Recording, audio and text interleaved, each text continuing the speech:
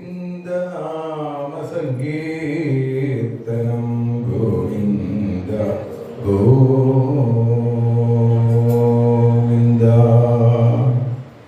ഉണ്ണിക്കു കിട്ടിയോരോലക്കുട ഉണ്ണിയതൂമച്ചു കൊണ്ടുവച്ചു. ഉണ്ണിക്കു കിട്ടിയോരോലക്കുട ഉണ്ണിയതൂമച്ചു കൊണ്ടുവച്ചു. ഉണ്ണുമ്പോഴും ഉറങ്ങിടുമ്പോഴും ഉള്ളത്തിൽ ചിന്തയായോലക്കുട. അമ്മ യേശോദയോ ചൊല്ലിടുന്ന അത്ഭുതമേറും കഥകൾ കേൾക്കേ. അവതാരമാമന വേഷം നിറവേലോ അമ്പാടിക്കുട്ടനു ചിന്തയായി. നൂലിനാൽ തീർത്തുണ്ണി ബ്രഹ്മസൂത്രം പാലിന്റെ പാത്രം കമണ്ടരുവാ. കാലിക്കോലോ നല്ല ദണ്ടുമായി തിരുമൂടി മാറ്റി വച്ചു. ചെമ്പട്ടു കോണകമൂരി മാറ്റി പെൺപട്ടു കോണം ധരിച്ചാലും നീ. ബലനാകുമേട്ടനോടുണ്ണി ചൊല്ലി ബലിയായി നിൽക്കുക എൻ്റെ മുന്നിൽ. മൂന്നടി മണ്ണു യാചിച്ചിടുന്നു ഭൂലോകം നേടിയതായി നടിപ്പൂ. കേട്ടനോ തൻ തല താഴ്ത്തിയിടുന്നു കുട്ടനോ പാദം ഉയർത്തിയിടുന്നു. വാതിൽ മറയത്തു നിന്നു കണ്ടു വാരിജ നേത്രയ അമ്മ മോദാൻ. കാർമുകിൽ വന്നന്റെ മുന്നിലെത്തി വാരിയെടുത്തുമ്മ വച്ചിടുന്നു. അമ്മ യേശോദയ്ക്കു കാണുവാനോ അമ്മുണ്ണിക്കുട്ടന്റെ വേഷമാറ്റം. അമ്മയോ പൊട്ടിച്ചിരി തുടങ്ങി അമ്മിഞ്ഞ മെല്ലെ കുടിച്ചാലുണ്ണി. അമ്മ യേശോദയ്ക്കു കാണുവാനോ അമ്മുണ്ണിക്കുട്ടന്റെ വേഷമാറ്റം. അമ്മയോ പൊട്ടിച്ചിരി തുടങ്ങി അമ്മിഞ്ഞ മെല്ലെ കുടിച്ചാലുണ്ണി. കൃഷ്ണ ഹരേ ജയ കൃഷ്ണ ഹരേ കൃഷ്ണ ഹരേ ജയ കൃഷ്ണ ഹരേ കൃഷ്ണ ഹരേ ജയ കൃഷ്ണ ഹരേ കൃഷ്ണ ഹരേ ജയ കൃഷ്ണ ഹരേ.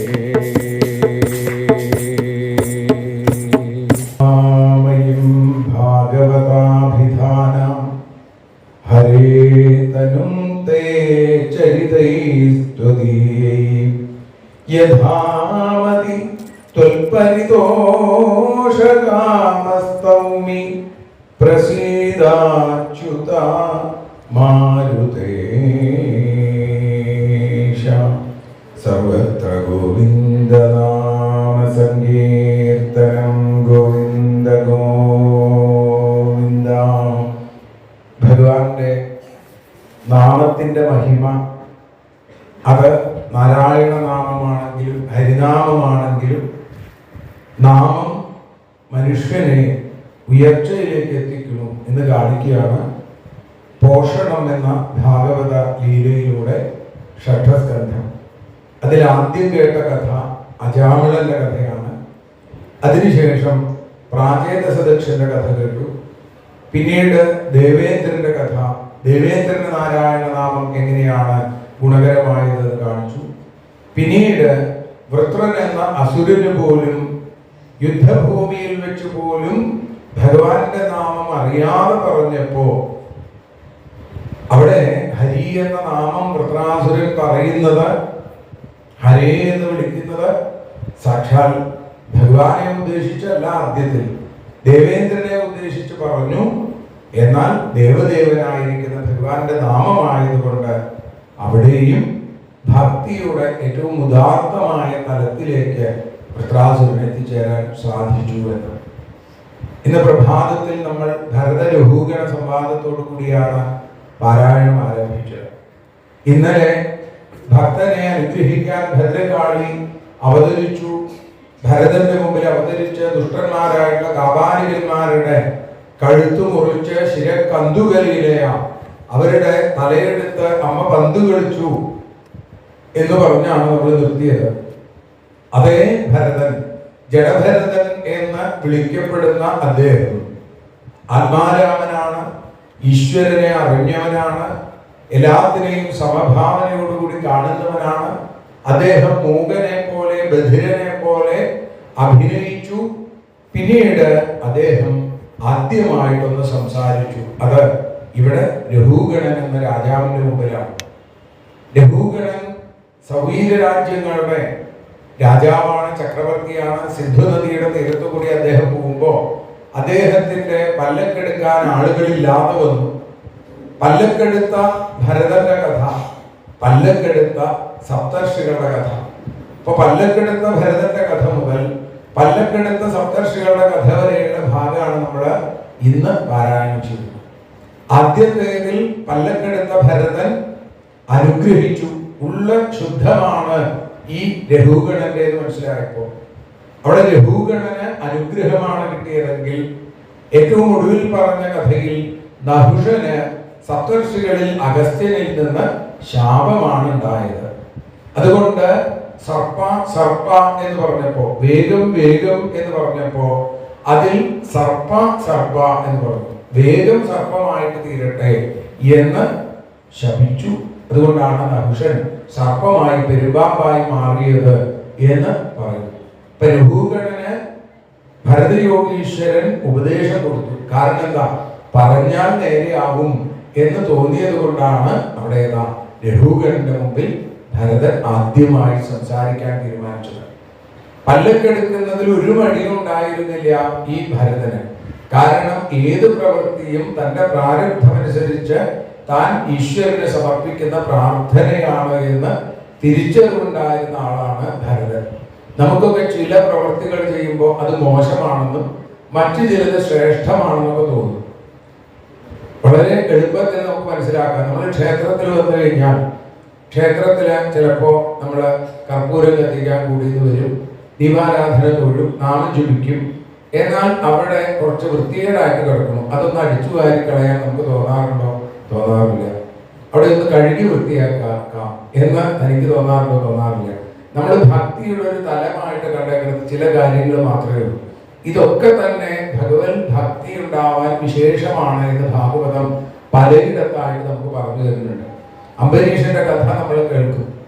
അവിടെ അംബരീഷന്റെ കഥയിൽ പറയുന്നുണ്ട്, ആ ക്ഷേത്രങ്ങൾ വൃത്തിയാക്കാൻ പോലും അംബരീഷന് ഒരു മടിയുണ്ടായിരുന്നില്ല എന്നാണ്. തന്റെ കൈകളെ കൊണ്ട് ചെയ്യുന്ന പ്രവൃത്തികളൊക്കെ ഈശ്വര പൂജയായിട്ട് കണക്കാക്കിയിരുന്നു അദ്ദേഹം. അങ്ങനെ അപ്പൊ ഇവിടെ പറയുകയാണ്, രഘൂഗണന്റെ പല്ലക്കെടുക്കുന്നതിൽ മടിയില്ലാതിരുന്ന ഭരതൻ പക്ഷേ വളരെ പതുക്കെയാണ് നടന്നത്. കാരണം എന്താ? തന്റെ കാലിന്റെ അടിയിൽ ചെറിയ പുഴുക്കള് ഉറുമ്പുകളൊക്കെ നടക്കുമ്പോൾ അതിനെന്തെങ്കിലും അപകടം പറ്റുമെന്ന് വിചാരിച്ച് വളരെ ശ്രദ്ധിച്ച് നടന്നപ്പോ പല്ലക്കിന്റെ വേഗതയ്ക്ക് വ്യത്യാസം വന്നു.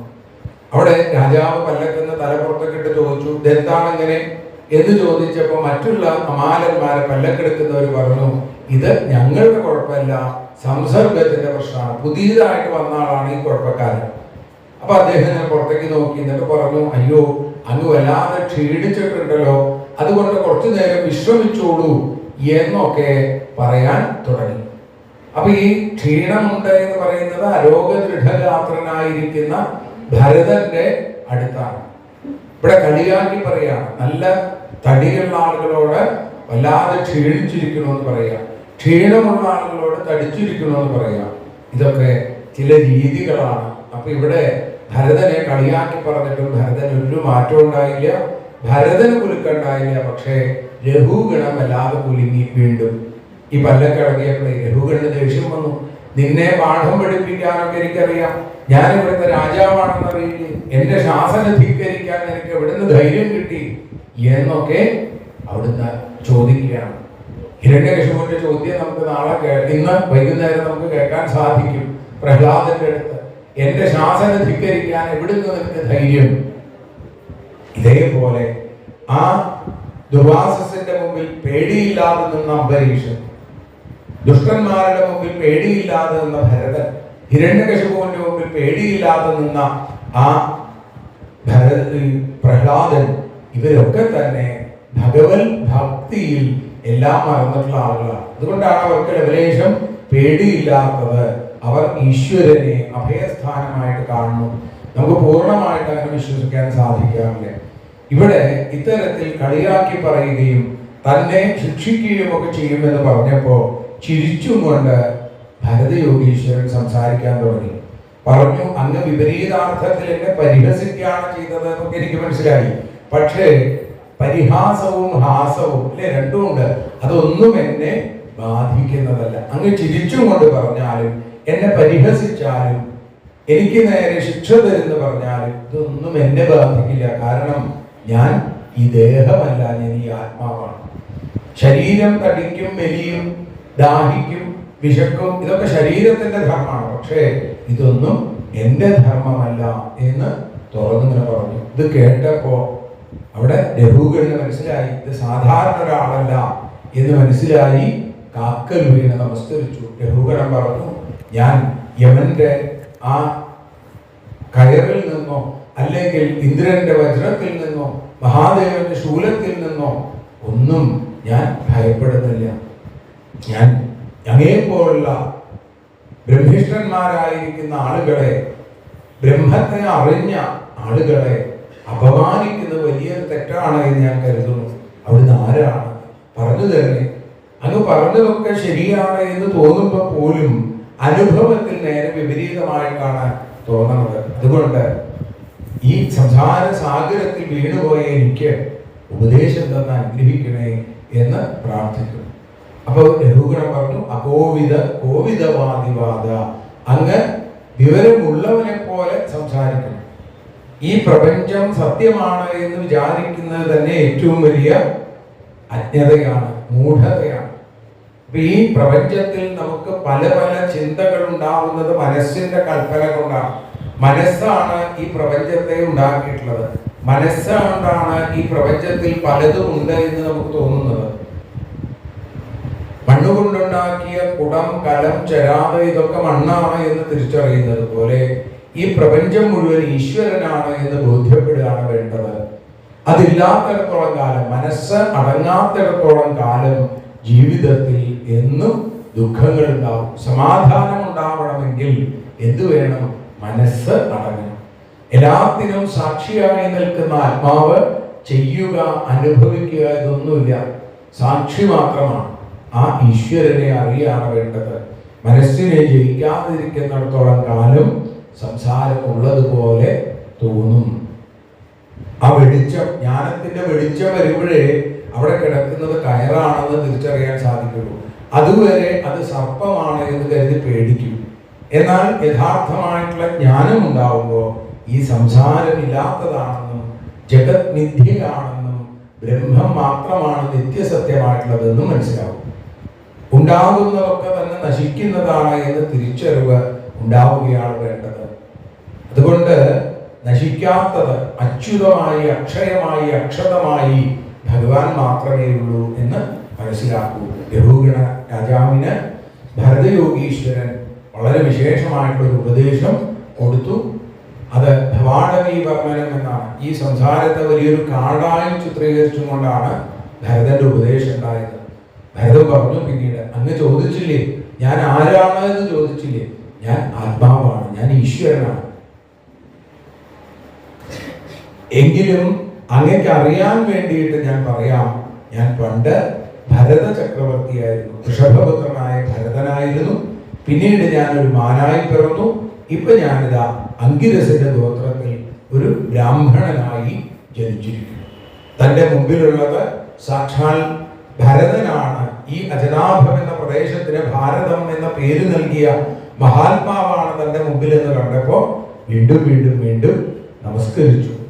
അങ്ങനെ രഘുഗണന് വേണ്ട ഉപദേശം കൊടുത്ത് പറഞ്ഞു, ഈ സംസാരം ഒരു കാട് പോലെയാണ്. ഈ കാട്ടിൽ കച്ചവടക്കാരെ പോലെയാണ് നമ്മൾ ഓരോരുത്തരും. കച്ചവടക്കാരായ നമ്മളുടെ ധനം, ആത്മധനത്തെ അപഹരിക്കാൻ പലതരത്തിലുള്ള കൊള്ളക്കാർ വരാൻ സാധ്യതയുണ്ട്. ഇവിടെ പറയുകയാണ് 6 കള്ളന്മാർ എന്ന് പറഞ്ഞാൽ 5 ജ്ഞാനേന്ദ്രിയങ്ങളും മനസ്സുമാണ്.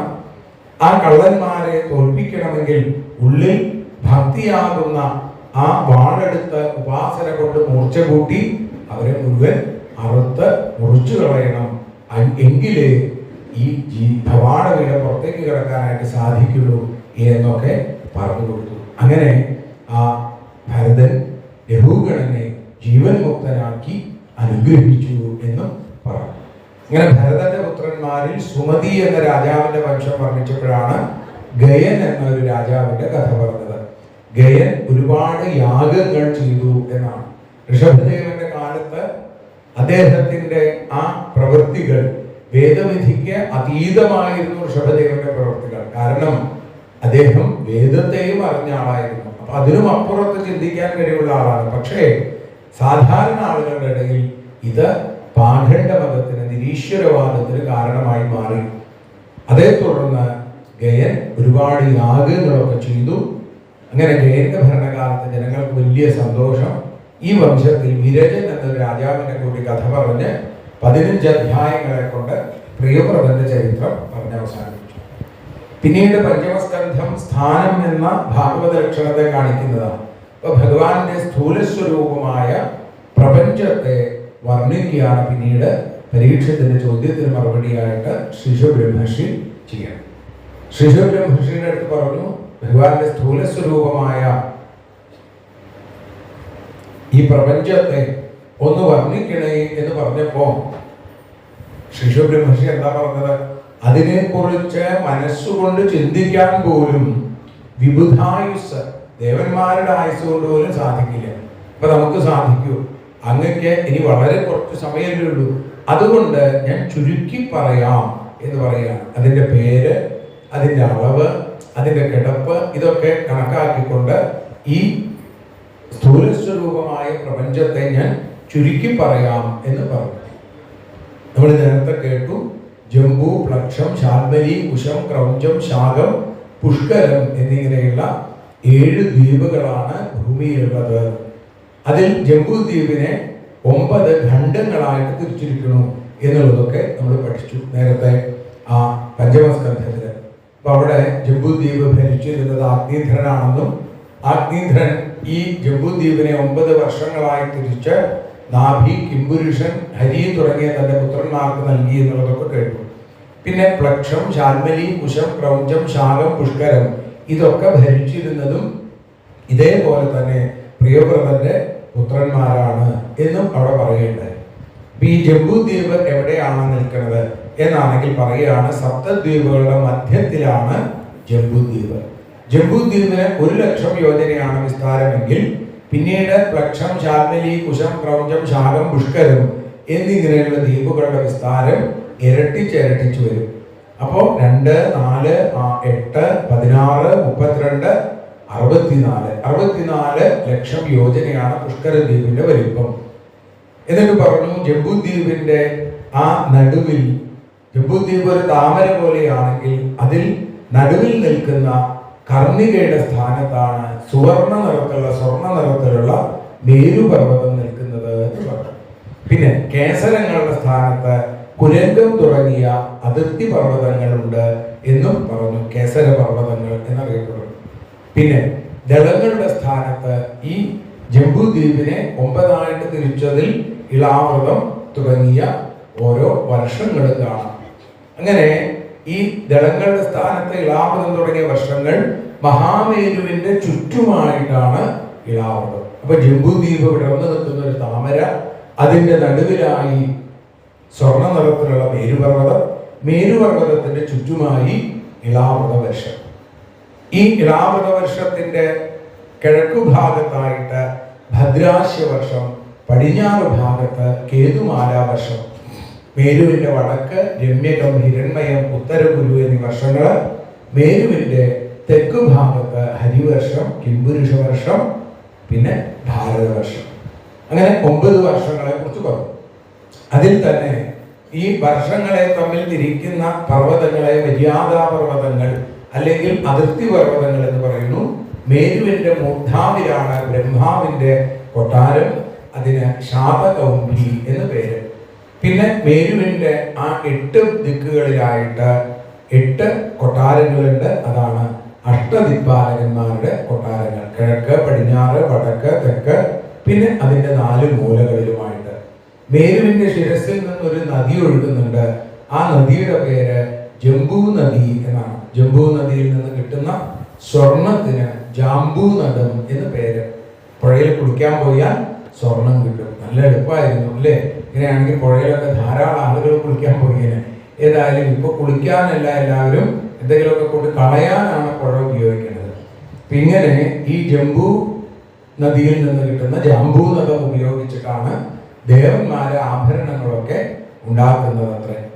പിന്നെ വാമനമൂർത്തി ത്രൈലോക്യത്തെ അളന്നപ്പോ നമ്മൾ കേട്ടിട്ടുണ്ട്, ഭഗവാന്റെ ഇടത്തെ കാല് തട്ടി ബ്രഹ്മാണ്ടം പൊട്ടി, അതിലൂടെ കാരണജലം അകത്തേക്ക് ഒഴുകി, അത് ഭഗവാന്റെ പാദത്തെ സ്പർശിച്ചു. ആ പാദത്തെ സ്പർശിച്ചത് കൊണ്ട് അത് പതിത പാവനിയായി. അതിന് പേര് ഗംഗ. ആ ഗംഗ നേരെ മുകളിൽ നിന്ന് ഒഴുകി അകത്ത് ധ്രുവലോകം, സപ്തർഷിലോകം, ദേവലോകം കടന്ന് ബ്രഹ്മാവിന്റെ കൊട്ടാരത്തിലേക്ക് അല്ലെങ്കിൽ ശാതകൗംഭിയിലേക്ക് എത്തി. മേരുവിന്റെ ശിരസിൽ ഇവിടെ നിന്നത് 4 പിരിഞ്ഞ് ഒഴുകി. അങ്ങനെ സീത, അളകനന്ദ, ചക്ഷു, ഭദ്ര എന്നിങ്ങനെ 4 പേരുകളിൽ ഒഴുകിയെന്നാണ്. അങ്ങനെ ഭാരതത്തിലൂടെ ഒഴുകുന്ന ഗംഗയുടെ പേര് അളകനന്ദ. അങ്ങനെ അളകനന്ദ ഭാരതത്തിലൂടെ ഒഴുകി തെക്കൻ സമുദ്രത്തിൽ ചെന്നു ചേരുന്നു എന്നാണ് സങ്കല്പം.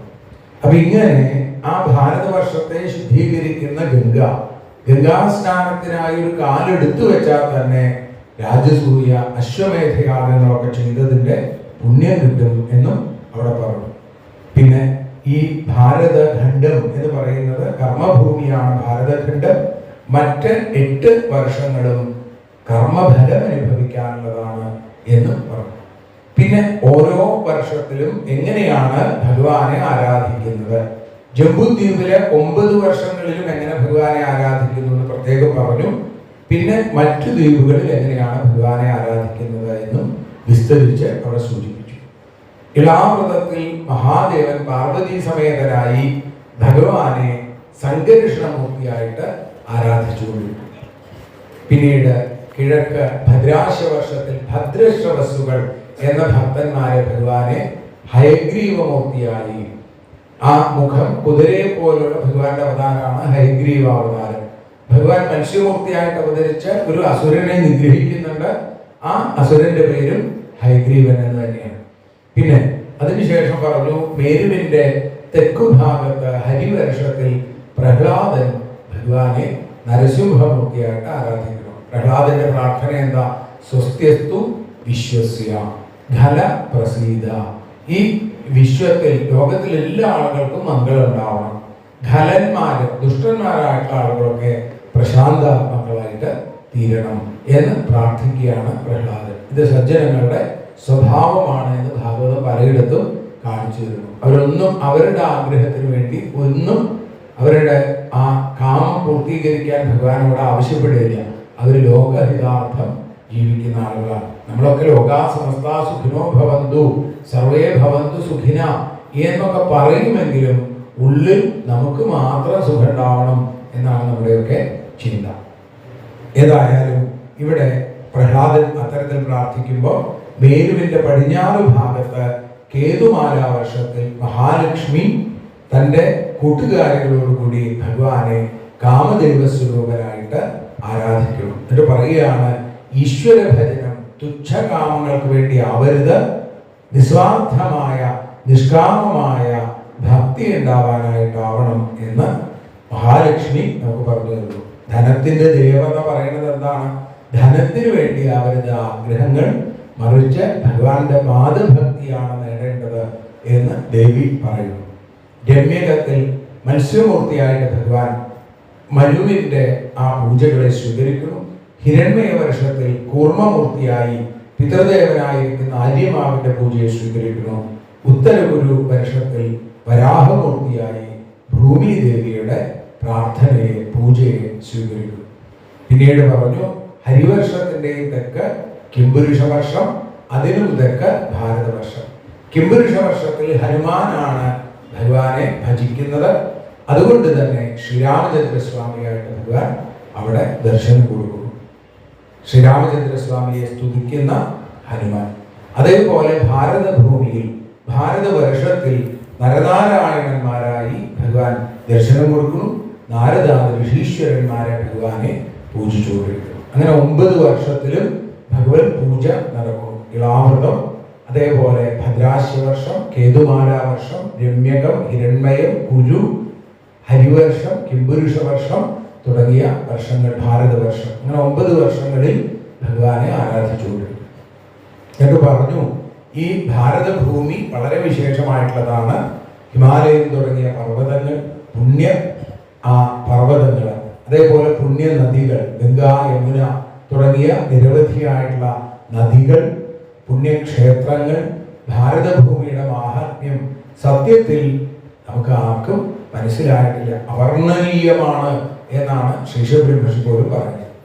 ഈ ഭാരതഭൂമിയിൽ ജനിക്കാൻ ദേവന്മാർ പോലും ആഗ്രഹിക്കുന്നു. അത്രയും മഹിമയേറിയതാണ്. നിങ്ങൾ എന്തെങ്കിലുമൊക്കെ പുണ്യം ചെയ്തിട്ടുണ്ടെങ്കിൽ ഭഗവാനെ ഭാരതഭൂമിയിൽ ഞങ്ങൾക്കൊരു ജന്മം തരണം. അത്രയും മഹത്വമേറിയ ജന്മം കിട്ടിയിട്ടും നമ്മൾ ഭഗവാനെ ആശ്രയിക്കുന്നുണ്ടോ?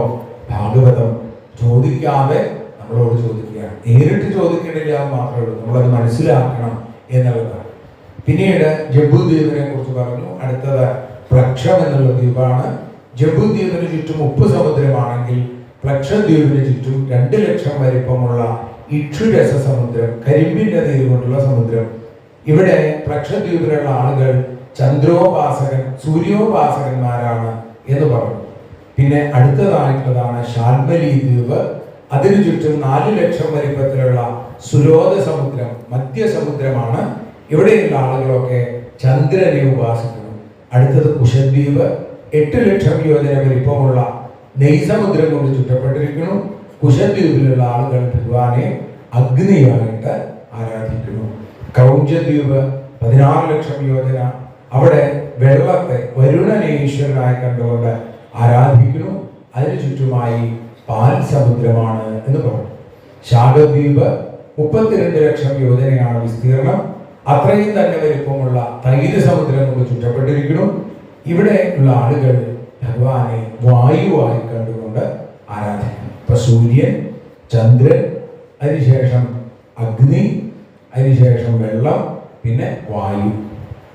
പുഷ്കരദ്വീപിനോ 64 ലക്ഷം യോജന, അതിനു ചുറ്റും അത്രയും വലിപ്പമുള്ള ശുദ്ധജലം കൊണ്ട് നിറഞ്ഞ സമുദ്രം. ഇവിടെയുള്ള ആളുകളൊക്കെ ഭഗവാനെ കർമ്മമായി അല്ലെങ്കിൽ ഭഗവാനെ ബ്രഹ്മസ്വരൂപനായി പരബ്രഹ്മമായി ആരാധിച്ചുകൊണ്ടിരിക്കും. അങ്ങനെ സപ്തദ്വീപുകളുടെയും സപ്തസാഗരങ്ങളുടെയും കിടപ്പ് പറഞ്ഞു. ഈ സപ്തദ്വീപുകൾ കഴിഞ്ഞാൽ പിന്നെയും ഒരുപാട് സ്ഥലം കിടക്കുന്നുണ്ട്. ആ ലോകാലോക പർവ്വതമാണ് പിന്നീട്. ലോകാലോക പർവ്വതം ഈ ബ്രഹ്മാണ്ഡത്തിന്റെ ചുറ്റുമായിട്ട് കിടക്കുന്നു. അതിന് മുകളിലൂടെ വിശ്വക്സേനൻ എന്ന പേരിൽ ഭഗവാൻ ലോകരക്ഷ ചെയ്തുകൊണ്ടിരിക്കുന്നു. പാർഷദന്മാരോടുകൂടി സദാ സഞ്ചരിച്ചു കൊണ്ടിരിക്കുന്നു. പിന്നെ ദിഗ്ഗജങ്ങൾ സ്ഥിതി ചെയ്യുന്നത് ഈ ലോകാലോക പർവ്വതത്തിന്റെ മുകളിലാണ് എന്ന് പറഞ്ഞു. ഇനി ഈ ലോകാലോക പർവ്വതത്തിന് അപ്പുറത്തെന്താ, അതിനെക്കുറിച്ച് അറിയാൻ പോലും പറയാൻ സാധിക്കില്ല, അറിയുകയുമില്ല എന്ന് പറഞ്ഞ് ശ്രീശബ്രഹ്മർഷി ആ ഭൂഗോള വർണ്ണന അവിടെ നിർത്തുകയാണ്. പിന്നീട് ശ്രീശബ്രഹ്മർഷി പറഞ്ഞു നവഗ്രഹങ്ങളിൽ സൂര്യഗോളത്തിന്റെ പ്രസക്തിയെയും പ്രാധാന്യത്തെയും പറഞ്ഞു. ഈ ലോകത്ത് ദിനരാത്രങ്ങൾ ഉണ്ടാകുന്നത്, പ്രവൃത്തി നിവൃത്തി നിമിത്തങ്ങളായ ദിനരാത്രങ്ങൾ ഉണ്ടാകുന്നത് സൂര്യന്റെ ഗതി കൊണ്ടാണെന്ന് പറഞ്ഞു. സൂര്യൻ ഒരു ചക്രമുള്ള രഥത്തിൽ സഞ്ചരിക്കുന്നു. സൂര്യന്റെ സാരഥി ഗരുഡന്റെ സഹോദരനായ അരുണനാണ് എന്ന് പറഞ്ഞു. ഈ സൂര്യൻ രഥത്തിന് മുമ്പിൽ നിന്നുകൊണ്ട് ബാലഖില്യന്മാരെന്നറിയപ്പെടുന്ന 60,000 വരുന്ന ഏകദേശം തള്ളവിരലോളം മാത്രം വലിപ്പമുള്ള മഹർഷിമാര് സൂര്യനെ സ്തുതിച്ചുകൊണ്ടിരിക്കുന്നു എന്നും അവിടെ സൂചിപ്പിച്ചു. പിന്നെ പറയുകയാണ്, ഈ സൂര്യോപാസകന്മാരൊക്കെ പൊതുവിൽ വിചാരശീലന്മാരാണ്. സൂര്യൻ ബുദ്ധിയുടെ ദേവതയാണ്. അതുകൊണ്ടാണ് പ്രഭാതത്തിൽ എഴുന്നേറ്റ് പഠിച്ചു കഴിഞ്ഞാലൊക്കെ വളരെ പെട്ടെന്ന് കാര്യങ്ങൾ ഗ്രഹിക്കാൻ സാധിക്കും. ബുദ്ധി ഉണരുന്ന സമയമാണ് സൂര്യോദയം. അപ്പൊ അതുകൊണ്ട് ആ സമയത്ത് പഠിക്കുന്നതൊക്കെ വളരെ വിശേഷമാണ് എന്ന് പറയും. പിന്നെ സൂര്യനിൽ നിന്ന് 1,00,000 യോജന ഉയരത്തിൽ ചന്ദ്രൻ സഞ്ചരിക്കുന്നു. സൂര്യന്റെ ഉപാസകന്മാരൊക്കെ വിചാരശീലന്മാരാണെങ്കിൽ ചന്ദ്രോപാസകന്മാരൊക്കെ വികാരശീലന്മാരാണ്. അതുകൊണ്ടാണ് ചന്ദ്രന് മനോമയൻ എന്നൊരു പേര് കൂടിയുള്ളത്. മനസ്സിനെ ബാധിക്കും ചന്ദ്രനെ ഉപാസിക്കുന്ന ആളുകളുടെ ആ രീതികൾ. അപ്പൊ ഇവിടെ മനസ്സിനെ ബാധിക്കുന്നു എന്നുള്ളത് കൊണ്ടാണ് ചില സന്ദർഭങ്ങളിൽ ചില വാവൊക്കെ എടുക്കുന്ന സമയത്ത് ചില മാനസികമായ പിരിമുറുക്കങ്ങളൊക്കെ ആളുകൾക്ക് ഉണ്ടാവുന്നത് ചന്ദ്രൻ മനസ്സിന്റെ ദേവതയാണ് എന്നുള്ളത് കൊണ്ടാണ്. പിന്നെ ചന്ദ്രമണ്ഡലത്തിൽ നിന്ന് 35,00,000 യോജന ഉയരത്തിലാണ് അശ്വതി തുടങ്ങിയ നക്ഷത്രങ്ങൾ നിൽക്കുന്നത് എന്ന് പറഞ്ഞു. പിന്നെ അതിനു മുകളിൽ 2,00,000 യോജന ഉയരത്തിലായി ശുക്രൻ, ബുധൻ, ചൊവ്വ, വ്യാഴം, ശനി എന്നീ ഗ്രഹങ്ങൾ സഞ്ചരിക്കുന്നു. അവിടെ നിന്നും 11,00,000 യോജന ഉയരത്തിൽ സപ്തർഷി മണ്ഡലം, അതിനു മുകളിലായിട്ട് ധ്രുവലോകം. ഇങ്ങനെയാണ് ആ ലോകത്തിന്റെ കിടപ്പ് എന്ന് പറഞ്ഞു. പിന്നെ ഈ ജ്യോതിഷ് ചക്രത്തെ കുറിച്ച് പറയുകയാണ്. ശിശുമാനമൂർത്തിയായ ഭഗവാൻ ആ വാസുദേവന്റെ യോഗധാരണ കൊണ്ടാണ് ഈ ഗ്രഹങ്ങളൊക്കെ താഴെ വീഴാതെ നിൽക്കുന്നത്. നമ്മളിതിനെ ആകർഷണം, ഗുരുത്വാകർഷണം എന്നൊക്കെ പറയാറുണ്ട് പുതിയ ശാസ്ത്രത്തില്. ശിരസ് ഉള്ളിലേക്ക് വലിഞ്ഞ് ചുരുണ്ടുകൂടി വലയാകൃതിയിൽ കിടക്കുന്ന ഒരു മുതലയുടെ പോലെയാണ് ഈ ജ്യോതി ഗോളങ്ങൾ ലോകത്ത് നിൽക്കുന്നത് എന്നാണ്. അപ്പൊ ഈ രീതിയിൽ കണ്ടുകൊണ്ട് മുതലയുടെ രൂപത്തിൽ ജ്യോതിർഗോളങ്ങളെ മനസ്സിൽ ധ്യാനിച്ച് സന്ധ്യാസമയത്ത് പ്രത്യേകിച്ചും ആ പ്രദോഷ സന്ധ്യയിൽ സ്മരിക്കുന്നത് അന്ന് ചെയ്തു കൂട്ടുന്ന പാപങ്ങൾക്ക് ശാന്തി ഉണ്ടാക്കുന്നതാണ്. ശിശുമാര ചക്രം എന്നാണ് ഈ ജ്യോതിഷ് ചക്രത്തിന് പറയുന്നത്. അങ്ങനെ മുകളിലേക്കുള്ളത് പറഞ്ഞു. സൂര്യപഥത്തിൽ നിന്നും ഇനി താഴേക്ക് 10,000 യോജന താഴെ രാഹു, അവിടെ നിന്ന് 10,000 യോജന താഴെ സിദ്ധചാരണ വിദ്യാധരന്മാര്, അവിടുന്ന് മേഘമാർഗം വരെ യക്ഷരക്ഷസുകള്, അതിനും താഴെയായിട്ട് നമ്മുടെ ഭൂമി 100 യോജന താഴെയായിട്ട് ഭൂമി. ഭൂമിയെ കുറിച്ച് ആദ്യം പറഞ്ഞു. ഭൂമിക്ക് മുകളിലുള്ളതിനെ കുറിച്ച് പറഞ്ഞു. ഇനി ഭൂമിക്ക് താഴെ ലോകങ്ങളുണ്ടോ എന്ന സംശയം, അതിന് ആ സംശയത്തെ പരിഹരിച്ചുകൊണ്ട് ശ്രീ ശിവബ്രഹ്മർഷി പറഞ്ഞു, സൂര്യപഥത്തിൽ നിന്നും താഴെ ഭൂമി വരെയുള്ളത് ഞാൻ അങ്ങക്ക് പറഞ്ഞു തന്നു. ഭൂമിക്ക് താഴെയായിട്ട് 7 ലോകങ്ങളുണ്ട് എന്നാണ്. അതാണ് അതലം, വിതലം, സുതലം, തലാതലം, മഹാതലം, രസാതലം, പാതാളം. പാതാളം എന്ന് പറയാം, പാതാലം എന്ന് പറഞ്ഞാലും തെറ്റില്ല. സംസ്കൃത ഭാഷയില് ലായും ളായും ഇല്ല, ഒരക്ഷരമേ ഉള്ളൂ. രായും റായും ഇല്ല, ഒരക്ഷരമേ ഉള്ളൂ. അപ്പോൾ അത്തരത്തിലുള്ള വ്യത്യാസങ്ങൾ കാണും. മലയാളത്തിലാണ് രായും റായും ഉള്ളത്, ലായും ളായും ഉള്ളത് ഒക്കെ. അപ്പൊ പാതാളം എന്ന് പറഞ്ഞാലും തെറ്റില്ല. അപ്പൊ ഭൂമിക്ക് താഴെയുള്ള ആ സ്ഥലങ്ങളെ മുഴുവൻ പാതാളമെന്നും ഭൂമിക്ക് മുകളിലുള്ള മുഴുവൻ സ്ഥലങ്ങളെയും സ്വർഗമെന്നും പറയുമ്പോൾ സ്വർഗം, ഭൂമി, പാതാളം, അങ്ങനെ ത്രിലോകങ്ങൾ എന്നുള്ളത് വരുന്നു. എന്നാൽ ഭൂമിക്ക് മുകളിലുള്ള 6 ലോകങ്ങൾ, ഭൂമി 1 7, ഭൂമിക്ക് താഴെ 7 ലോകങ്ങൾ. അപ്പോൾ 14 ലോകങ്ങൾ എന്ന് പറയുന്നത്. ഇവിടെ ആരൊക്കെയാണ് താമസിക്കുന്നത് എന്നാണ്. ബിലസ്വർഗങ്ങൾ എന്നാണ് ഈ താഴെയുള്ള അധോലോകങ്ങളെ കുറിച്ച് പറയുന്നത്. അതിന്റെ പ്രത്യേകത എന്താ? ആധിവ്യാധികളില്ല. സ്വർഗത്തേക്കാൾ സുന്ദരമായിട്ടുള്ളതാണ് ഈ സ്ഥലം. അങ്ങനെയുള്ള വളരെ വിശേഷമായിട്ടുള്ള ഈ 7 സ്ഥലങ്ങൾ. അതിൽ അപലത്തിൽ താമസിക്കുന്നത് മയപുത്രനായ ബലനാണെങ്കിൽ ബലൻ താമസിക്കുന്നത് തലാതലത്തിലാണ് എന്നും പറഞ്ഞു. ബലൻ താമസിക്കുന്നു അതലത്തിൽ, മയൻ താമസിക്കുന്നു തലാതലത്തിൽ. അത് 4ാമത്തെ ലോകമാണ്. അപ്പൊ 1ഉം 4ഉം മകനും അച്ഛനും താമസിക്കുന്നു. രണ്ടാമത്തേതാണ് വിതലം. വിതലത്തിൽ ഹാടകേശ്വരൻ എന്ന പേരിൽ മഹാദേവൻ താമസിക്കുന്നു. മൂന്നാമത്തേത് സുതലമാണ്.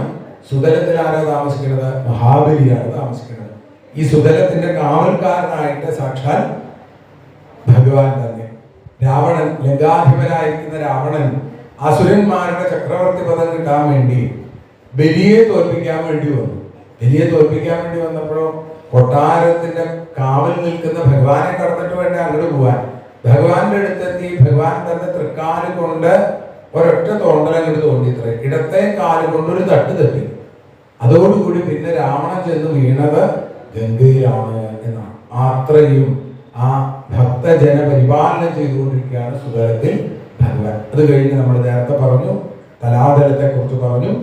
അതിനും താഴെയായിട്ടാണ് മഹാതലം. മഹാതലത്തിലാണ് തക്ഷകൻ തുടങ്ങിയ സർപ്പങ്ങൾ താമസിക്കുന്നത്. രസാതലത്തിൽ നിവാതകവചൻ എന്ന പേരിൽ ദാനവന്മാരും, അതേപോലെ പാതാളത്തിൽ വാസുകി തുടങ്ങിയ നാഗങ്ങളും താമസിക്കുന്നു. ഇവിടെ 1 ഭണം മുതൽ 1000 ഭണങ്ങൾ വരെയുള്ള നാഗങ്ങൾ പാതാളത്തിലുണ്ട് എന്ന് പറഞ്ഞു. ഇനി പാതാളത്തിനും താഴെയോ? പാതാളത്തിനും താഴെയാണ് സാക്ഷാൽ ശങ്കരകൃഷ്ണമൂർത്തി സ്ഥിതി ചെയ്യുന്നത്.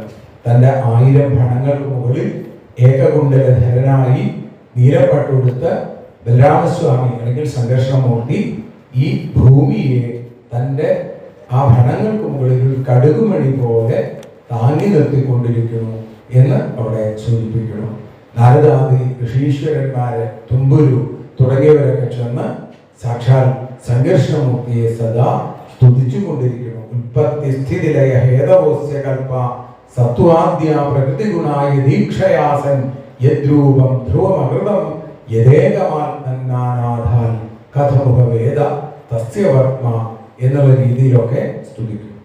അങ്ങനെ ഇവിടെ പാതാളം മുതൽ അങ്ങ് ആ ഭഗവാന്റെ ലോകം വരെ സംഘർഷമൂർത്തിയുടെ അവദാനങ്ങളെ പാടിപ്പുകട്ടിക്കൊണ്ടിരിക്കും. ഇങ്ങനെ പരീക്ഷത്തിന്റെ ചോദ്യത്തിന് മറുപടിയായി ഈ പ്രപഞ്ചത്തെ വർണ്ണിക്കുന്നു ശ്രീശബ്രഹ്മ. ഇതൊക്കെ വർണ്ണിച്ചു കഴിഞ്ഞപ്പോൾ പരീക്ഷത്ത് ചോദിക്കുകയാണ്, അങ്ങ് എല്ലാം പറഞ്ഞു തന്നു, പക്ഷേ ഇതിനിടയിൽ നരകങ്ങളെ കുറിച്ച് പറഞ്ഞതായിട്ട് കേട്ടില്ല. ഈ നരകം എവിടെയാണ്? അത് ഭൂമിക്കുള്ളിലാണോ പുറത്താണോ?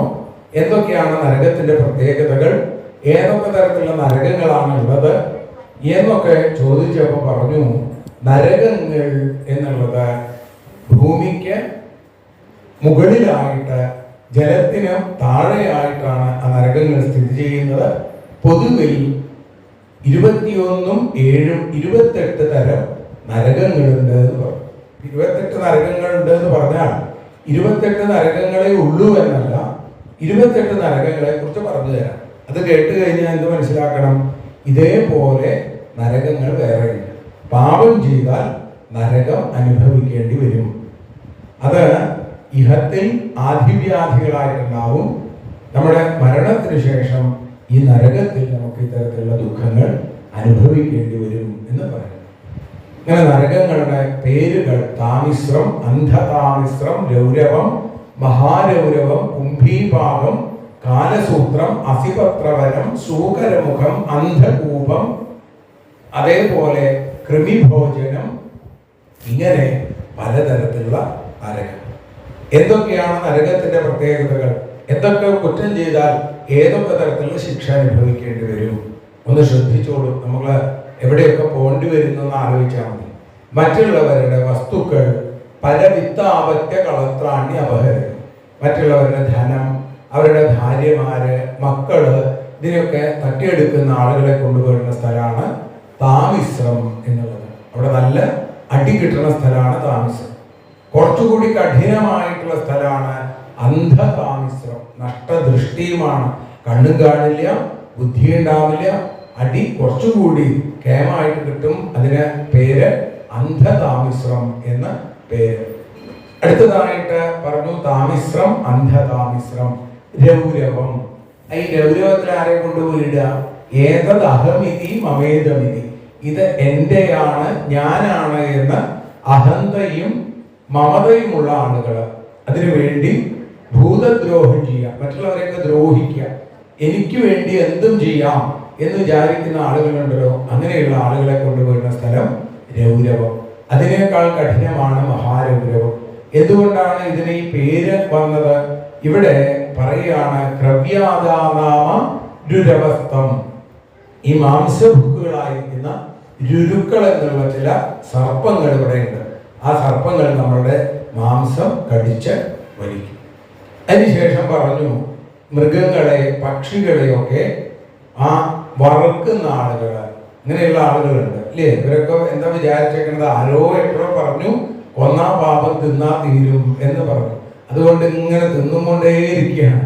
പാപമൊന്നും തീരില്ല, ആ സാധനം ചിലപ്പോൾ തീർന്നു വരും. അപ്പൊ അങ്ങനെയുള്ള ആളുകളെ കൊണ്ടുപോയിരുന്ന സ്ഥലം കുംഭീഭാഗം എന്നാണ് നരകത്തിന്റെ പേര്.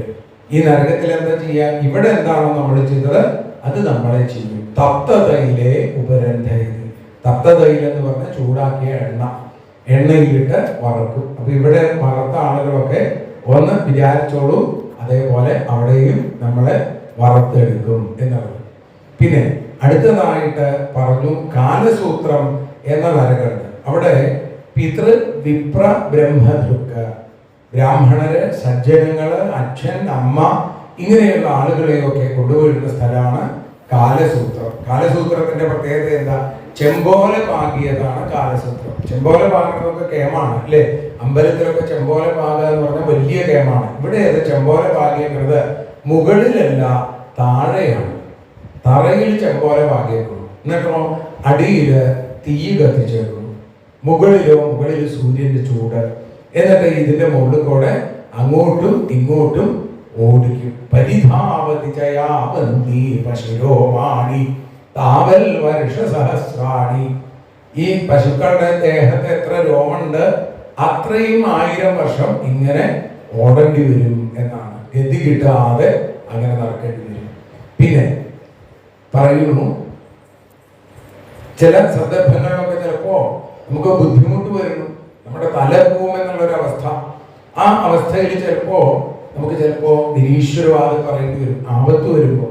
പക്ഷെ ആപത്തില്ലാത്ത സമയത്തും പാഖണ്ഡ മതത്തെ കൊണ്ടു നടക്കുന്ന ആളുകളെ, നിരീശ്വരവാദം പറഞ്ഞു നടക്കുന്ന ആളുകളെ അസിപത്രവനം എന്നുള്ള നരകത്തില് കൊണ്ടുപോകും. അസി എന്ന് പറഞ്ഞു കഴിഞ്ഞാൽ വാള്, പത്രം എന്ന് പറഞ്ഞാൽ ഇല, വനം എന്ന് പറഞ്ഞാൽ കാട്, അറിയാം. അപ്പോ വാള് പോലെ ഇലയുള്ള കാട്ടിലൂടെ നമ്മളെ ഓടിക്കും.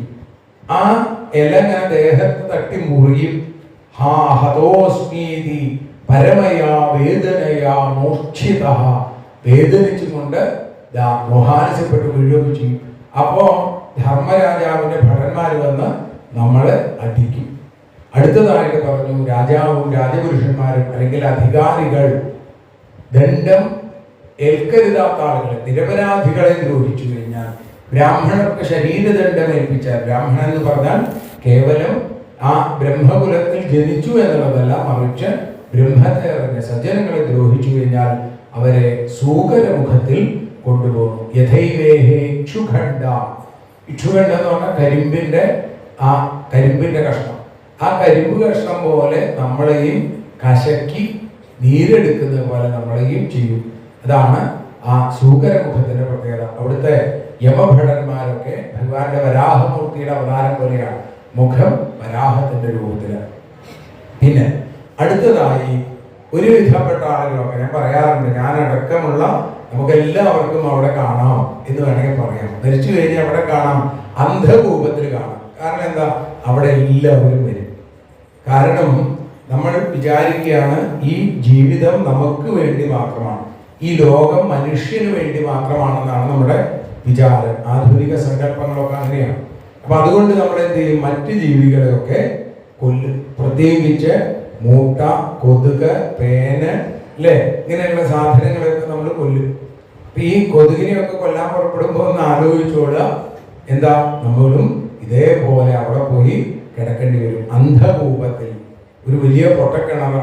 അന്ധകൂപത്തിൽ കിടന്ന് ഈ കൊതുകും ഈ ഈച്ചയും ഈ മൂട്ടയും ഈ പേനുമൊക്കെ നമ്മളെ ആക്രമിക്കും അതാണ് അവിടുത്തെ പ്രത്യേകത. അന്ധകൂപേ നിപതതി, അവിടെ കൊണ്ടുപോയി ഇടുന്നു. അടുത്തതായിട്ട് പറഞ്ഞു മറ്റാർക്കും കൊടുക്കാതെ പഞ്ചയജ്ഞങ്ങൾ ചെയ്യണം എന്നാണ് പറയുക. ദേവന്മാർക്ക് പൂജ, പിതൃക്കൾക്ക് തർപ്പണം, സർവഭൂതങ്ങൾക്ക് ഭക്ഷണം കൊടുക്കുക, ഇങ്ങനെയൊക്കെ ചെയ്ത് പഞ്ചയജ്ഞം ചെയ്തിട്ട് വേണം ഗൃഹസ്ഥൻ ജീവിക്കാൻ. നമ്മൾ ആർക്കെങ്കിലും കൊടുക്കാറുണ്ടോ? ആർക്കും കൊടുക്കില്ല, നമ്മൾ മാത്രം കഴിക്കും. ഇങ്ങനെ കഴിച്ചു കഴിഞ്ഞാലുള്ള ദോഷമാണ് അവരെ കൃമിഭോജനെ നരകാധമേ നിപതതി, കൃമിഭോജനം എന്ന നരകത്തിൽ കൊണ്ടുപോയി. എന്താ കൃമി എന്ന് പറഞ്ഞാൽ നമുക്കറിയാം, ഭോജനം എന്ന് പറഞ്ഞാൽ നമുക്കറിയാം. അതുകൊണ്ട് സ്വയം കൃമിയായി മറ്റു കൃമികളെ തിന്നും, അതേപോലെ തന്നെ മറ്റു കൃമികൾക്ക് ആഹാരമായും നമ്മൾ ആ കൃമി കുണ്ടത്തിൽ ജീവിക്കേണ്ടി വരുന്നു എന്ന് അടുത്തതായിട്ട് പറഞ്ഞു. പിന്നെ ബ്രാഹ്മണന്റെ സ്വർണം, രത്നം തുടങ്ങിയവയൊക്കെ അപഹരിക്കുന്ന ആളുകളെ സന്തംശം എന്ന നരകത്തിൽ കൊണ്ടുപോയി അഗ്നിപിണ്ഡൈ, അയസ്മയൈ അഗ്നിപിണ്ഡൈ എന്നാണ്. ഇരുമ്പ് കൊണ്ടുണ്ടാക്കിയ വലിയ ചൂടുള്ളൊരു അഗ്നി കൊണ്ട് ചൂടാക്കിയ ഇരുമ്പുണ്ട കൊണ്ട് ദേഹത്ത് വെച്ച് പൊള്ളിക്കും. അതാണ് ഈ കുറ്റത്തിന്. പിന്നെ അഗമ്യാം സ്ത്രീയം അഗമ്യം വാ പുരുഷം യോഷിത അഭിഗച്ഛതി, പരപുരുഷ പരസ്ത്രീ ബന്ധം ഉള്ള ആളുകളെ കൊണ്ടുപോയിരുന്ന സ്ഥലമാണ് തപ്തസൂർമി എന്നുള്ള നരകം. ഇവിടെ പുരുഷനെ സ്ത്രീ പ്രതിമ കൊണ്ടും സ്ത്രീയെ പുരുഷ പ്രതിമ കൊണ്ടും കെട്ടിപ്പിടിപ്പിക്കും, ആലിംഗനം ചെയ്യിപ്പിക്കും. എങ്ങനത്തെ പ്രതിമയാണെന്ന് പറഞ്ഞത്? അതാണ് തപ്തസൂർമി എന്ന് പറഞ്ഞത്. ചൂടാക്കിയ പ്രതിമ, പുരുഷ പ്രതിമയും സ്ത്രീ പ്രതിമയും നല്ലപോലെ ഇങ്ങനെ ചൂടാക്കി വെച്ചിട്ടുണ്ടാവും. അതിനെ കെട്ടിപ്പിടിക്കാനായിട്ട് പറയും. കെട്ടിപ്പിടിച്ചില്ലെങ്കിൽ യമഭടന്മാരെ അടിക്കും, അടികൊണ്ട് പോയി കെട്ടിപ്പിടിക്കും, ചുട്ടുപൊള്ളും, ചെയ്യരുതാത്ത പ്രവൃത്തി ചെയ്തതുകൊണ്ടുള്ള ദോഷം. ഇങ്ങനെയുള്ള ആളുകളെ സർവാഭികമസ്തമമുത്ര നിരേവർമ്മനാം, ആരാണോ ഈ എല്ലാവരെയും സ്വീകരിക്കുന്നത്, ഇപ്പൊ വൈശ്യാസ്ത്രീകള് അല്ലെങ്കിൽ അതുപോലെയുള്ള പുരുഷന്മാര്, അവരൊക്കെ വജ്രകണ്ഠകശാൽമലി എന്ന നരകത്തിൽ കൊണ്ടുപോയി വലിയ നിറയെ മുള്ളുകളുള്ള മരത്തിന് മുകളിലേക്ക് കയറ്റുകയും ഇറക്കുകയും ചെയ്യും എന്ന് പറഞ്ഞു. പിന്നെ ധർമ്മമര്യാദകളെ വിട്ട് രാജാക്കന്മാരൊക്കെ പ്രവർത്തിച്ചു കഴിഞ്ഞാൽ അവരെ വൈതരണി എന്ന നദിയിൽ കൊണ്ടുപോയിടും. കിടങ്ങാണ്, നരകത്തിന്റെ കിടങ്ങാണ് വൈതരണി. ഈ വൈതരണിയിലൂടെ എന്താ ഒഴുകണതെന്ന് പറഞ്ഞത്? വിൺമൂത്ര പൂയ ശോണിത കേശ നഖാസ്ഥി മേധോ മാംസവസാവാഹിന്യ. ഇതിലൂടെ ഒഴുകണത് നമ്മുടെ ഉള്ളിലുള്ള ഏറ്റവും മലീമസമായിരിക്കുന്ന ആ സാധനങ്ങളൊക്കെ. ഏറ്റവും വൃത്തികെട്ടതാണത്. പക്ഷേ അത് ഉള്ളിലിരിക്കുമ്പോൾ കുഴപ്പമില്ല, ഭഗവാനുമായിട്ട് സമ്പർക്കം ഉണ്ടാവുമ്പോൾ അതിന് കുഴപ്പമില്ല. ഇത് തന്നെ പുറത്തേക്ക് വന്നു കഴിഞ്ഞാൽ അപകടമായി അല്ലേ?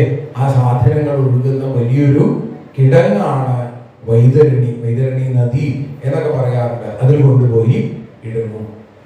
ഇങ്ങനെ പൂയോദം എന്നുള്ള സ്ഥലം, അതേപോലെ തന്നെ ദംഭയജ്ഞം നടത്തുന്ന ആളുകളെ വൈശസം എന്ന നരകത്തിൽ കൊണ്ടുപോയിട്ട് അവരെ അത്തരത്തിൽ അമ്പെയ്ത് അവർക്ക് വേണ്ടതായിട്ടുള്ള ശിക്ഷ നടപ്പാക്കുന്നു. പിന്നെ രേതകുല്യ എന്ന മറ്റൊരു നരകം, അവീജി എന്നൊരു നരകം, അയപ്പാനം എന്നൊരു നരകം. അയപ്പാനത്തിൽ എന്താ പ്രത്യേകത? ബ്രാഹ്മണര് മദ്യപാനം ചെയ്തു കഴിഞ്ഞാൽ, സോമപാനം പറഞ്ഞിട്ടില്ല, വ്രതത്തിന്റെ ഭാഗമായിട്ട് യാഗത്തിന്റെ ഭാഗമായിട്ട് മാത്രം വേണമെങ്കിൽ കഴിക്കാവുന്നതാണ്. അല്ലാതെ കഴിച്ചു കഴിഞ്ഞാൽ അവരെ കൊണ്ടുപോയിടുന്ന സ്ഥലമാണ് അയപ്പാനം എന്ന് പറയുന്നത്. അവിടെ എന്ത് ചെയ്യും? മലത്തിക്കിടത്തി മദ്യപിച്ചതിനുള്ള ശിക്ഷയായി ചൂടാക്കിയ ഇരുമ്പ്, ആ ഇരുമ്പിന്റെ ദ്രാവകം വായിലേക്ക് ഒഴിച്ചു കൊടുക്കുമെന്നാണ്. പിന്നെ ക്ഷാരകർദ്ദമം, രക്ഷോഗണ ഭോജനം, അതേപോലെ തന്നെ അടുത്തതായിട്ട് പറഞ്ഞു ദന്തശൂകം, അപട നിരോധനം, സൂചിമുഖം, ഇങ്ങനെയുള്ള നരകങ്ങൾ ഒരുപാടുണ്ട്. ഏവം വിധ നരക യമാലയെ സന്ധി ശതശ സഹസ്രശ, നൂറുകണക്കിന് ആയിരക്കണക്കിന് നരകങ്ങൾ യമാലയത്തിലുണ്ട് എന്ന് പറയുക. അങ്ങനെ ഈ നരകങ്ങളെ കുറിച്ച് വർണ്ണിച്ച് അവിടെ സമർപ്പിക്കുകയാണ് പഞ്ചമസ്കന്ധം. ഷഷ്ഠസ്കന്ധത്തിലേക്ക് എത്തുമ്പോൾ പരീക്ഷത്തിന്റെ ചോദ്യമാണ്, ഈ നരകങ്ങളെ കുറിച്ച് അങ്ങ് പറഞ്ഞു, ഈ നരകത്തിൽ നിന്ന് എങ്ങനെ രക്ഷ നേടാനായിട്ട് സാധിക്കും? അപ്പൊ പറഞ്ഞു നരകത്തുനിന്ന് രക്ഷ നേടാൻ പാപം ചെയ്യാതിരിക്കുക എന്നുള്ളതാണ് പരമപ്രധാനമായിട്ടുള്ളത്. എന്നാൽ മനുഷ്യന് പാപം ചെയ്യാതിരിക്കാൻ പലപ്പോഴും സാധിക്കില്ല. വളരെ മനസ്സിന് ശക്തിയുള്ള ആളുകൾക്ക് പാപം ചെയ്യാതെ ജീവിക്കാൻ സാധിക്കും. ഞാൻ ഇന്ന് പാപമൊന്നും ചെയ്തില്ല പറഞ്ഞിട്ട് കാര്യമില്ല. ഉള്ളിൻ്റെ ഉള്ളിൽ മനസ്സുകൊണ്ടെങ്കിലും പലതും ചെയ്തിട്ടുണ്ടാവും. ഒരാളെ കുറിച്ച് മോശമായിട്ട് ചിന്തിച്ചാൽ തന്നെ അതൊരു പാപമായി. അപ്പൊ അതുകൊണ്ട് മനസ്സാ വാചാ കർമ്മണ എന്തെങ്കിലും പാപം നമ്മൾ തീർച്ചയായും ചെയ്യുന്നുണ്ടാവും. ഇതിന്ന് രക്ഷപ്പെടാൻ എന്ത് വേണം? ചെയ്ത പാപങ്ങൾക്ക് തത്തുല്യമായിട്ടുള്ള പ്രായശ്ചിത്തം ചെയ്യണം. പാപങ്ങളുടെ ഗുരുലാഘവം അനുസരിച്ച്, അതിന്റെ വലിപ്പം ചെറുപ്പം അനുസരിച്ചിട്ട് അതിന് പറഞ്ഞിട്ടുള്ള വേദങ്ങളിൽ പറഞ്ഞിട്ടുള്ള പ്രായശ്ചിത്തങ്ങൾ ചെയ്യണം. ഇത് കേട്ടപ്പോൾ പരീക്ഷിത്ത് പറഞ്ഞു, ഗുരുനാഥ പ്രായശ്ചിത്തമൊക്കെ ചെയ്യാം, അതിന് വിരോധമില്ല. പക്ഷേ ഈ പ്രായശ്ചിത്തം ചെയ്താലും വീണ്ടും അതേ പാപം തന്നെ ചെയ്യാൻ താല്പര്യം ഉണ്ടാവുന്നുണ്ടല്ലോ, അത് എന്തുകൊണ്ടാണ്? ക്വചിത് നിവർത്തതയ ഭദ്രാം ക്വചിച്ചരതി തത്പുന. അതേ പാപം തന്നെ വീണ്ടും ചെയ്യാനായിട്ട് തോന്നുന്നു. എങ്ങനെയാണ് ഈ പാപവാസനകളിൽ നിന്നും നമുക്ക് രക്ഷപ്പെടാൻ സാധിക്കും? ചില മരുന്നുകൾ കഴിച്ചാൽ രോഗം മാറും, പക്ഷെ രോഗത്തിന്റെ ബീജം അതിൻ്റെ ഉള്ളിൽ തന്നെ കിടക്കുന്നുണ്ടാവും. കുറച്ച് കഴിയുമ്പോൾ വീണ്ടും അത് തലപൊക്കും. പരിപൂർണമായി നിശേഷമായ ശമനം, ആ മൂലഛേദനം ചെയ്യാൻ എന്തുകൊണ്ടാണ് സാധിക്കുക എന്ന് ചോദിക്കുകയാണ്. അപ്പൊ അവിടെ പറയുന്നുണ്ട്, ശ്രുതിസ്മൃതിഭ്യാം വിഹിതാവതാദയ പുനന്തി പാപം ന ലുനന്തി വാസനാം എന്നാണ് പട്ടേരിപ്പാട് നാരായണത്തിൽ പറയുന്നത്. വ്രതങ്ങളിൽ, ശ്രുതികളിലും സ്മൃതികളിലും പറഞ്ഞിരിക്കുന്ന, വേദങ്ങളിലൊക്കെ പറഞ്ഞിരിക്കുന്ന വ്രതങ്ങൾ അത് നമ്മുടെ പാപത്തെ ഇല്ലാതെയാക്കണോ, ന ലുനന്തി വാസന, വാസനകളെ ഇല്ലാതെയാക്കണം. അപ്പൊ പിന്നെ എങ്ങനെയാണ് വാസനകൾ കൂടി ഇല്ലാതെയാവുക? അനന്തസേവാതു നികൃന്തതിദ്വയും, ഭഗവത് നാമസങ്കീർത്തനം, ഭഗവത് പൂജ കൊണ്ട് അത് സാധിക്കും എന്ന് പറയുന്നു. കേവലയാ ഭക്തിയ വാസുദേവ പരായണ അഘം ധുന്നന്തി കാഷ്ണേന നീഹാരമിവ ഭാസ്കരൻ. നീഹാരം എന്ന് പറഞ്ഞാൽ മഞ്ഞുതുള്ളി. ഭാസ്കരൻ എന്ന് പറഞ്ഞാലോ അപ്പുറത്തെ വീട്ടിലുള്ള ആളല്ല ഈ ഭാസ്കരൻ, നമ്മൾ ദിവസവും കാണുന്ന ഭാസ്കരൻ, കിഴക്കുദിക്കുന്ന സാക്ഷാൽ സൂര്യഭഗവാൻ, ഭാസിക്കുന്ന പ്രകാശമാനമായിട്ടിരിക്കുന്നത് ഭാസ്കരൻ. ഇപ്പൊ പ്രകാശം വന്നു കഴിഞ്ഞാൽ ഇരുട്ടകലുന്നത് പോലെ, മഞ്ഞുതുള്ളികൾ അപ്രത്യക്ഷമാകുന്നത് പോലെ ഈ നാമസങ്കീർത്തനം ഭക്തി കൊണ്ട് ഇത്തരത്തിലുള്ള പാപവാസനകൾ ഇല്ലാതെയാവും. ഭക്തി വന്നാൽ, ഭഗവാനിൽ താല്പര്യം വന്നു കഴിഞ്ഞാൽ മറ്റ് പ്രവൃത്തികളിൽ നിന്നൊക്കെ മനസ്സ് പിന്മാറി തുടങ്ങും. വെളിച്ചം ഉണ്ടായിക്കഴിഞ്ഞാൽ ഇരുട്ടില്ല. എവിടെയായിരുന്നു ഇരുട്ട്? ഇത്രയും നേരം ഇവിടെ ഇരുട്ടുണ്ടായിരുന്നു, അതെവിടെ പോയി? വെളിച്ചം വന്നതോടുകൂടി ഇരുട്ടില്ലാതെയായി. ഇരുട്ട് എങ്ങോട്ട് പോയി എന്ന് പോലും നമുക്ക് അറിയുന്നില്ല. അതേപോലെ തന്നെ നാമത്തിന്റെ പ്രത്യേകത എന്താ? നാമം ആ നിമിഷം നമ്മുടെ പാപങ്ങളെ ഇല്ലാതെയാക്കും. വിളക്ക് കൊളുത്തുന്നത് വരെ മാത്രമേ ഇരുട്ടുള്ളൂ. വളരെ ദിവസങ്ങളായി, 10 ദിവസമായിട്ട് വിളക്ക് കൊളുത്തിയിട്ടില്ല, 10 ദിവസമായിട്ട് ഇരുട്ടുണ്ടാകാൻ മുറിയില്ല. പക്ഷേ വിളക്ക് കൊളുത്തുന്ന ആ സമയം, അതിന് 10 ദിവസം വിളക്ക് കൊളുത്തി വെക്കണ്ട ഇരുട്ട് പോകാൻ. എപ്പോഴാണോ വിളക്ക് കൊളുത്തുന്നത് ആ സമയത്ത് ഇരുട്ട് അപ്രത്യക്ഷമാകും. ഇതേപോലെ പാപത്തെയും പാപവാസനകളെയും ഇല്ലാതെയാക്കാൻ ഭഗവാന്റെ നാമത്തിന് സാധിക്കും എന്ന് പറയുകയാണ് ശ്രീ ബ്രഹ്മർഷി. അങ്ങനെ വെറുതെ പറഞ്ഞു കഴിഞ്ഞാൽ നമുക്കൊരു ഉറപ്പുണ്ടാവില്ല. അപ്പൊ ശ്രീ ബ്രഹ്മർഷി പതിവ് പോലെ ഉദാഹരണ സഹിതം അവിടെ കഥ ഒരു കാര്യം പറഞ്ഞു. അതാണ് അജാമിളന്റെ കഥ. നമ്മളെല്ലാവരും കേട്ടിട്ടുള്ളതാണ്. അജാമിളന് കുട്ടികൾ 10, ആദ്യത്തെ ഭാര്യയെയും അതേപോലെ അച്ഛനമ്മമാരെയൊക്കെ ഉപേക്ഷിച്ച് കുലടയായ ഒരു സ്ത്രീയോടുകൂടി കഴിഞ്ഞ അജാമിളൻ അവളിൽ 10 പുത്രന്മാർക്ക് ജന്മം നൽകി. അതിൽ 10 പുത്രന്മാരിൽ 10ാമത്തെ പുത്രന്റെ പേര് മാത്രമേ ഭാഗവതം പറയുന്നുള്ളൂ.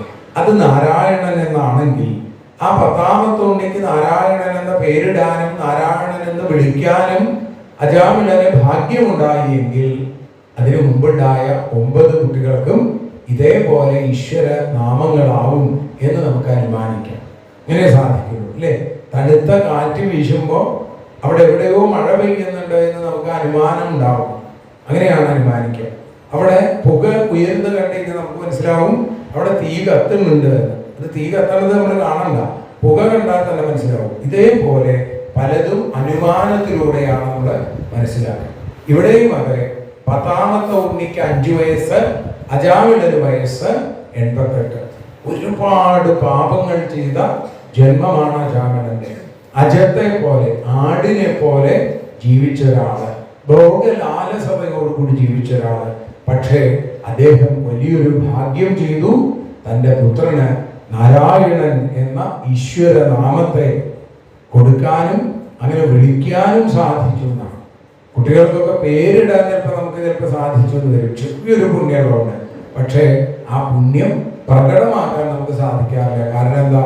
അപ്പോഴേക്കും നമ്മൾ വേറെ എന്തെങ്കിലും പേര് വിളിക്കും. നല്ല പേരാണ് ഇട്ടത് അല്ലെ, കല്യാണി എന്നാണ് പേരിട്ടത്, കാര്യമുണ്ടോ? കല്ലു എന്നാണ് വിളിക്കേണ്ടത്. എന്ത് ചെയ്യാം? അപ്പൊ കല്യാണി എന്നുള്ള മംഗളസ്വരൂപിണിയെ നമ്മൾ വെറും കല്ലാക്കി മാറ്റി, ശിവരൂപത്തെ ശിലയാക്കി മാറ്റി. ശിലയെ ശിവരൂപമാക്കുന്നതാണ് കല. മറിച്ച് ഇവിടെ എന്താ? നമ്മള് കലയല്ല, നമ്മൾ കൊലയാണ് നടത്തുന്നത്. കല്യാണിയെ നമ്മള് കല്ലുവാക്കി, കാർത്തിയായനിയെ കാർത്തുവാക്കി, ശങ്കരനെ ശംഖുവാക്കി, ഇങ്ങനെ പലതും ആക്കി നമ്മള്. എന്നിട്ടോ ടുട്ടു, കുക്കു, പുപ്പു എന്തൊക്കെയാണ് നിശ്ചയില്ല. അർത്ഥമില്ലാതെ തന്നെയല്ല, പല പേരുകളും അനർത്ഥങ്ങളാണ് താനും. ഇങ്ങനെയൊക്കെയുള്ള അപകടങ്ങളൊക്കെ ഉണ്ട്. ഇവിടെ അജാമിളൻ നാരായണൻ എന്ന് പേരിട്ടു. നാടുവെന്നോ നന്നുവെന്നോ ഒന്നും വിളിച്ചില്ല. വിളിച്ചതെന്താ? നാരായണ എന്ന് വിളിച്ചു. ഇങ്ങനെ നാരായണ എന്ന് എപ്പോഴും വിളിച്ചു. ഉണ്ണുമ്പോഴും ഉറങ്ങുമ്പോഴും നാരായണന്റെ കാര്യത്തിൽ വലിയ ശ്രദ്ധ. അങ്ങനെ തന്നെ ഒക്കത്തിരിക്കുന്ന ഉണ്ണിയെ ഒക്കേത്തിരിക്കുന്ന ഉണ്ണിയായിട്ട് കണ്ടിട്ടൊന്നും അല്ല വിളിച്ചത്. രണ്ടുമുണ്ട് അല്ലേ?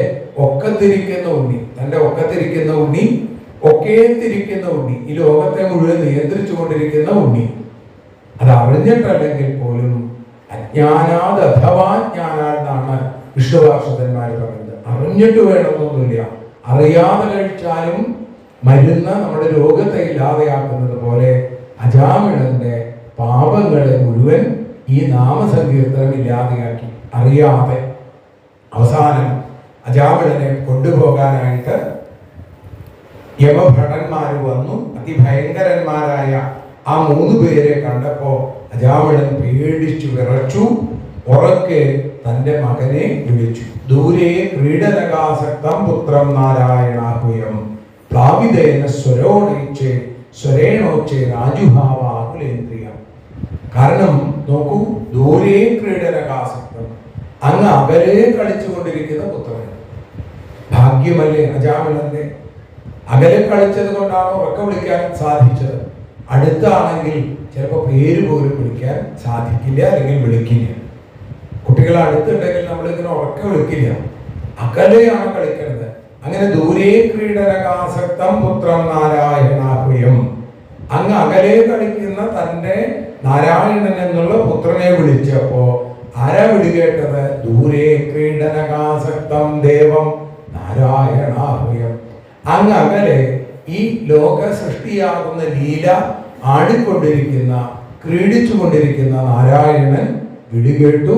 4 പേരെ പറഞ്ഞയച്ചു. 4 തൃക്കൈകളിൽ ശംഖചക്ര ഗദാപത്മങ്ങൾ ധരിച്ചുകൊണ്ട് മഞ്ഞപ്പെട്ടെടുത്ത് വിഷ്ണു പാർഷദന്മാർ വന്ന് യമഭടന്മാരെ തടഞ്ഞു.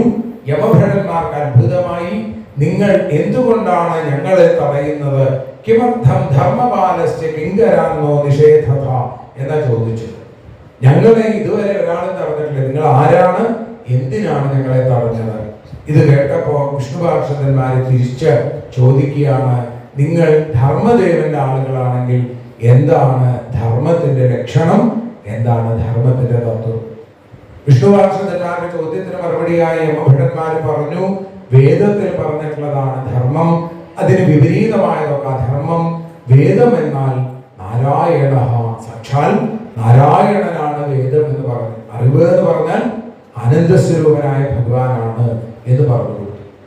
ഞങ്ങൾ ഈ അജാമിളൻ ചെയ്ത പാപങ്ങൾ മാത്രമല്ല, ഈ ലോകത്തിൽ ആര് ചെയ്യുന്ന പാപങ്ങളെയും പുണ്യങ്ങളെയും കണ്ടെത്താനായിട്ട് ഞങ്ങൾ ലോകത്ത് നിത്യസാക്ഷികളായി 14 പേരെ നിയമിച്ചിട്ടുണ്ട്. അപ്പൊ അങ്ങനെ ക്യാമറ വെച്ചിട്ടുണ്ടെന്നാണ് ഭാഗവതം പറയുന്നത്.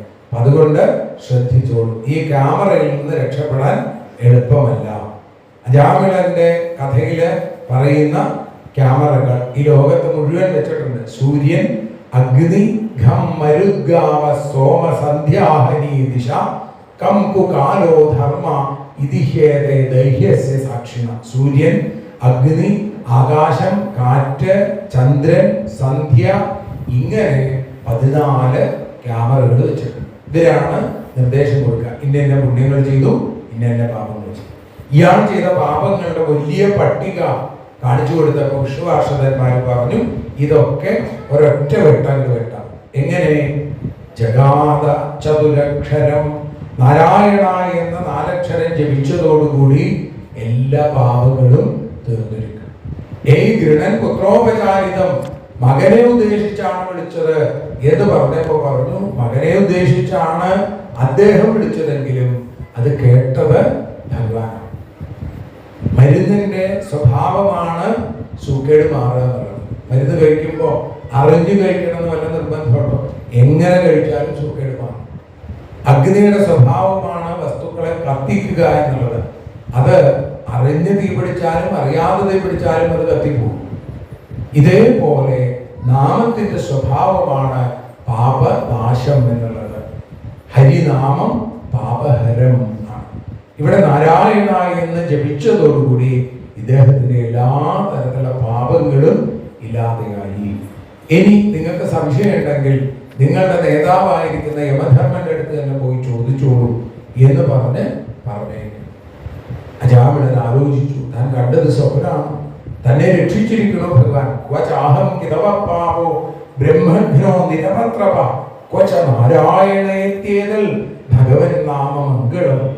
എനിക്ക് ഇതാ ഭഗവാന്റെ ലോകത്തിലേക്ക് പോകാൻ ഭാഗ്യം തന്നിരിക്കണോ ഭഗവാൻ. ഇനി ആ ഒരിക്കലും ഭഗവാനെ മറക്കില്ല എന്ന് തുച്ഛപ്പെടുത്തി ഗംഗാനദിയുടെ തീരത്ത് കഴിഞ്ഞ അദ്ദേഹത്തിനെ കൊണ്ടുപോകാൻ വിഷ്ണുപാർഷദന്മാര് വീണ്ടും വന്നു.